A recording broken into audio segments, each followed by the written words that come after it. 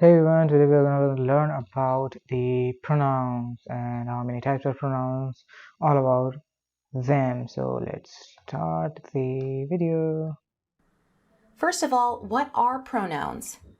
Pronouns are words that take the place of nouns. We can use them when we don't know someone's name. We can also use them to avoid repeating the nouns that they refer to. For example, my grandma is 90, but she is still very healthy. She is a pronoun that takes the place of grandma. So instead of saying my grandma is 90, but my grandma is still very healthy, we can replace this with she to not sound repetitive. Another example, this tea is delicious. It tastes like peppermint. It is a pronoun that replaces. So let's talk about the main types of pronouns. First of all, when people think of pronouns, they usually think of personal pronouns. I, you, he, she, it, we, they. We have possessive pronouns. Mine, yours, his, hers, its, ours, theirs. We have interrogative pronouns. Who, what, which, whose. Demonstrative pronouns. This, that, these, those. Relative pronouns, who, whom, whose, which, that. Indefinite pronouns, such as anyone, someone, none, everything, many, few, nobody, etc. Reflexive pronouns, myself, yourself, himself, herself, itself, ourselves, themselves. And reciprocal pronouns, each other and one another. But let's talk about each type of pronoun individually. Okay. First of all, let's talk about personal pronouns. Okay. Personal pronouns take the place of nouns and usually someone's name. We have subject personal pronouns and object personal pronouns.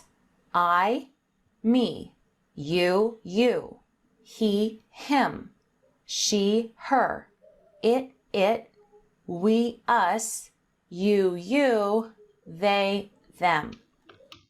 This is Chad and this is Bethany. We can replace Chad with he, with the personal pronoun he. He married Bethany. Chad is the subject. He's the one doing the action. So we use a subject pronoun. We don't say him married Bethany because Chad is doing the action. So he is the subject. However, if we wanted to replace Bethany, we would not replace Bethany with she. We would replace Bethany with her. We have to replace Bethany with an object pronoun because Bethany is not the subject of the sentence. However, if we reversed it, Bethany married Chad, we could say she married him. Got it. We also have possessive pronouns. Possessive pronouns show possession. They take the place of possessive nouns. We have possessive adjectives and possessive pronouns.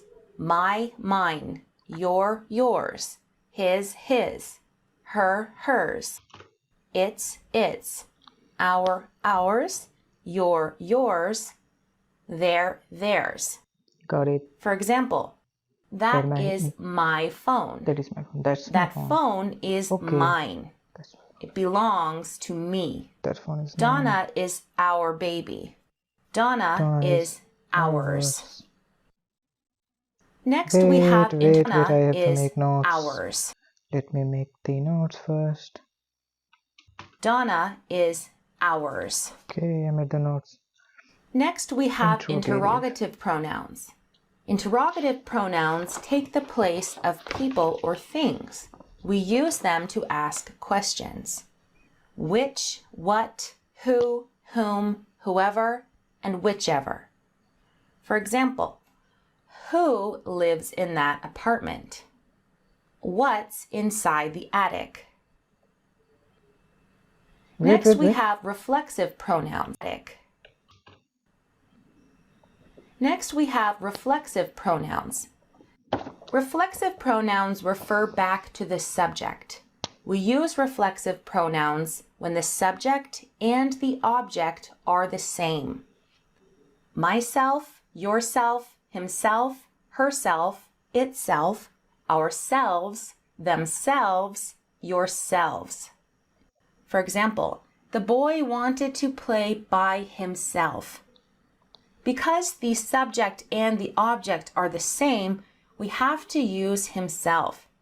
If we said the boy wanted to play by him, that could mean a boy wanted to play beside another boy. But in this case, the boy wants to play alone, so we use a reflexive pronoun. Got it. I saw myself in the mirror. Again, the subject and the object are the same, so we have to use a reflexive pronoun.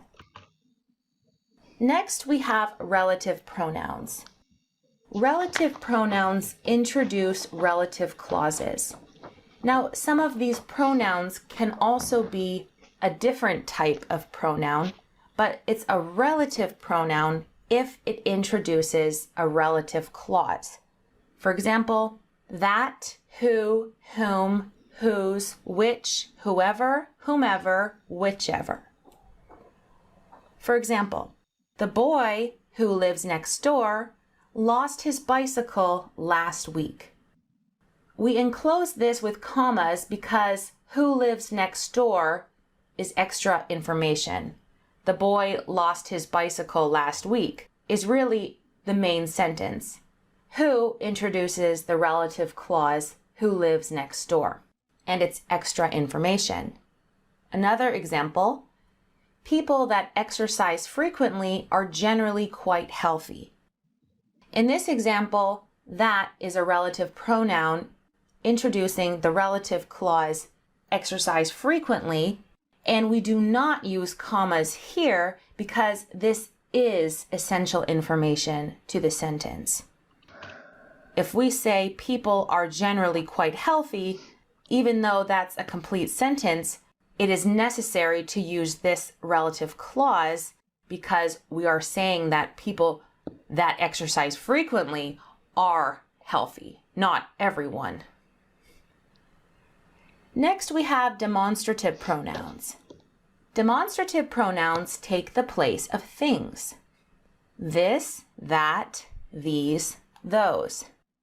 This we use for something that is close to us or something that we can touch, and that is for something that is further away.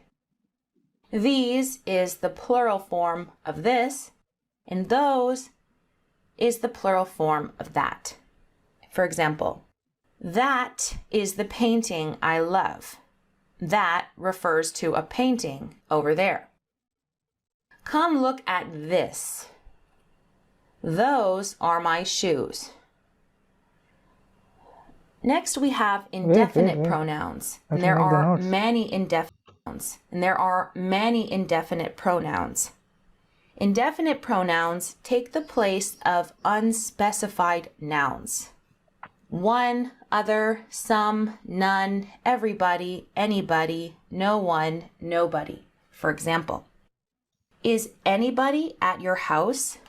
This is an indefinite pronoun because we don't know who is at the house or if anyone is at the house. No one wants to come with me. I hear something moving outside.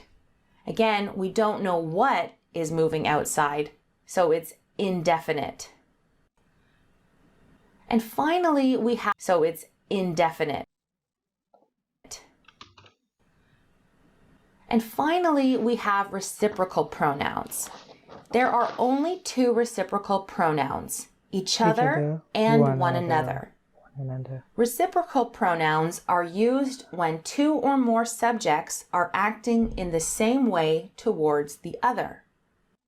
We use each other for two people, and we use one another usually for more than two people.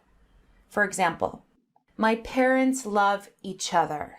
So that means my mom loves my dad and my dad loves my mom. The teachers congratulated one another on finishing another school year. Here we have multiple teachers and they are congratulating one another. Okay, so this is just an overview of the main types of pronouns. I know this is a lot of information. I will be doing more detailed videos on each type of pronoun. Let me know in the comment section if you have any questions or what type of pronoun you would like me to talk about in more detail. Okay, thanks for watching, and the pronoun part is completed.